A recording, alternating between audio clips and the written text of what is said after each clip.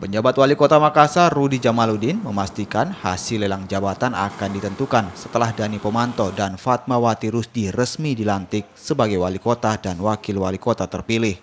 Seperti yang diketahui, penjabat Wali Kota Makassar, Rudi Jamaluddin akan memimpin lelang jabatan untuk eselon 2 dari 8 organisasi perangkat daerah.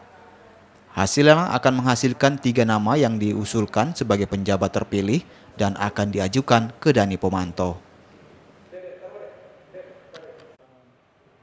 Kita, jadi ini luar biasa karena kita dikunjungi untuk bisa sama-sama berdiskusi, berkoordinasi, dan arahan-arahan beliau sudah jelas bahwa silahkan dilanjutkan, yang penting sesuai tahapan-tahapan, dan semoga pelantikan beliau tadi beliau informasikan mungkin sekitar 5 hari lagi. Semoga penetapan dari rekomendasi KSN turun itu sudah beliau setelah dilantik, ya, sehingga beliau bisa memilih siapa yang terbaik yang dapat digunakan untuk Pemkot. Berarti lelang jabatan akan tetap dilakukan?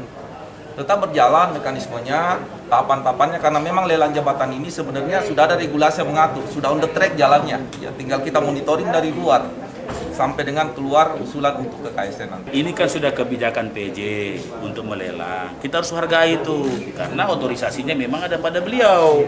Kami berharap karena kami yang pakai, sebaiknya memutuskan itu pada saat saya setelah dilantik, supaya beliau yang proses, saya yang pilih. Ya, seperti tadi beliau sampaikan, kan cincai apa? Ada titik temu. Ya. Kan nanti